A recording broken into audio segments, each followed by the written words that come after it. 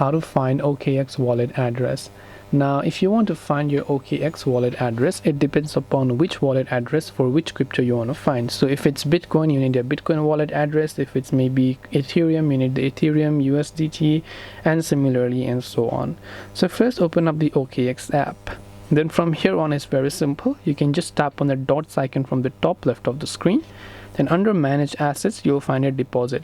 So wallet address basically means your deposit address, right? So you can tap on the deposit address here, and just depending upon which crypto or for which asset you want to find your wallet address, simply select those, and then from there you will be able to find your deposit address.